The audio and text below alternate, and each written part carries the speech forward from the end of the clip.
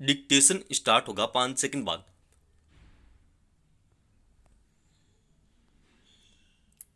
Start. बरसात का मौसम हर वर्ष विकराल तबाही के मंजर लेके आने लगा है। पहाड़ी इलाकों में तो हर वक्त बुरी खबर की आशंका बनी रहती है। अभी तक उत्तराखंड और हिमाचल प्रदेश में भारी बरसात से जमीन धंसने, घर, पुल, सड़कें आदि वाहन बह जाने से सैकड़ों लोग मारे जा चुके हैं। सैकड़ों लापता हैं। हजारों लोग जहां तहां फंसे हुए हैं, जिन्हें निकालने की कोशिशें जारी हैं। इसी हफ्ते केरल के वायनाड में भी भारी तबाही हो गई। भूस्खलन में पूरे के पूरे कई गांव खत्म हो गए। मरने वालों की संख्या 200 के करीब पहुंच रही है। बहुत सारे लोग लापता हैं। ऐसे में फिर से वही सवाल उठने लगे हैं जो कई वर्ष से उठते रहे हैं। इस मुसीबत की बरसात में सबसे प्रमुख सवाल यह उठ रहा है कि बरसात और उससे होने वाली तबाही को लेकर पहले से चेतावनी जारी करने का कोई भरोसेमंद तंत्र क्यों विकसित नहीं किया जाता, जिससे लोगों को समय रहते जोखिम वाली जगहों से सुरक्षित स्थानों पर पहुंचाया जा सके। वायनाड के मामले में केंद्रीय गृह मंत्री ने कहा कि वहां 3-4 दिन पहले ही चेतावनी जारी कर दी गई थी कि बारिश से भारी तबाही हो सकती है, मगर राज्य सरकार ने उसे गंभीरता से नहीं लिया। मगर राज्य सरकार ने ऐसी किसी चेतावनी से इनकार किया है।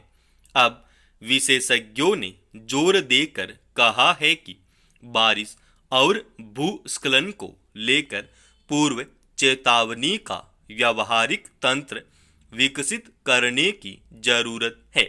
बरसात के बारे में चेतावनी मौसम विभाग जारी करता है, मगर अक्सर उसके पूर्वानुमान भरोसेमंद साबित नहीं होते।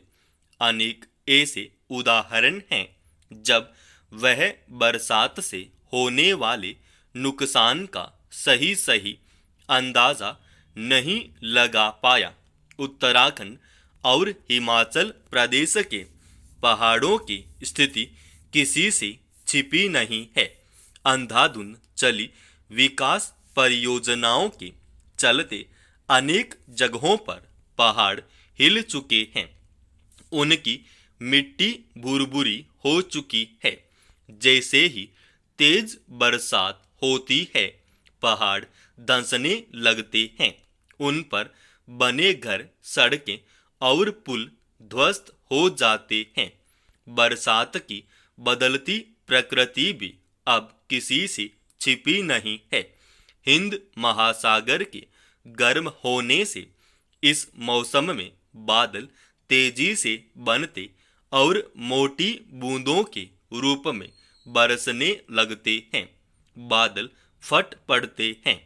कम समय में सबसे अधिक पानी को पहाड़ झेल नहीं पाते। वायनाड के बारे में भी तथ्य छिपे नहीं थे। वहां का काफी बड़ा इलाका जोखिम भरा है। मिट्टी भुरभुरी होने की वजह से वहां भूस्खलन का खतरा हमेशा बना रहता है। मौसम विभाग और भू सर्वेक्षण से जुड़े महकमे अगर परस्पर तालमेल कर अध्ययन करें तो बरसात के समय होने वाले नुकसान को काफी हद तक रोका जा सकता है। जोखिम वाले इलाकों पर बारीकी से नजर रखी जाए तो समय रहते वहां से लोगों को सुरक्षित जगहों पर पहुंचाया जा सकता है। जलवायु परिवर्तन के खतरे दिनों दिन बढ़ रहे हैं, मगर उसके मद्देनजर न तो विकास परियोजनाओं का आकलन किया जाता है और न संवेदनशील जगहों पर सुरक्षा के लिहाज से एहतियाती उपाय किए जाते हैं। बरसात के समय हादसे हो जाने के बाद सब सक्रिय नजर आते हैं। जिन्हें राजनीति करनी होती है वे उन पर राजनीति भी करते हैं, मगर इस सब के बीच जिन लोगों की जिंदगियां खत्म हो जाती हैं, जिनके घर परिवार मवेशी जमीन जायदाद नष्ट हो जाते हैं, उनकी भरपाई कभी नहीं हो पाती। देश की राजधानी होने के नाते उम्मीद की जाती है कि दिल्ली में सरकार और स्थानीय प्रशासन बाकी जगहों के मुकाबले ज्यादा चौकस तरीके से कामकाज करते होंगे। नागरिक निकायों के अधिकारी कर्मचारी अपने दायित्वों को लेकर अधिक सजग रहते होंगे, मगर पिछले कुछ समय से दिल्ली के अलग अलग इलाकों में हुए हादसे और उसमें लोगों के मारे जाने की घटनाओं से ऐसा लगता है कि संबंधित महकमों को इस बात की फिक्र कतई नहीं है कि उनकी लापरवाही का खामियाजा उन्हें किन्हें उठाना पड़ता है। इस लापरवाही को क्या कहें कि दिल्ली में गाजीपुर के एक निर्माणाधीन नाले को इस जोखिम के बावजूद खुला छोड़ दिया गया था कि बरसात ज्यादा होने और चारों तरफ पानी भर जाने के बाद यह पता चलना संभव नहीं रहा कि नाला कहाँ है और रास्ता कहाँ है। उसमें कोई भी गिर सकता था। हुआ भी यही कि किसी काम से बाहर निकली एक माँ ने अपने 2.5 वर्ष के बच्चे के साथ खुले नाले में गिर गई और उसमें डूबकर दोनों की मौत हो गई। ऐसे हादसे की आशंका पहले से थी, मगर दिल्ली विकास प्राधिकरण की ओर से उस जगह पर चेतावनी के संकेतक लगाना जरूरी नहीं समझा गया।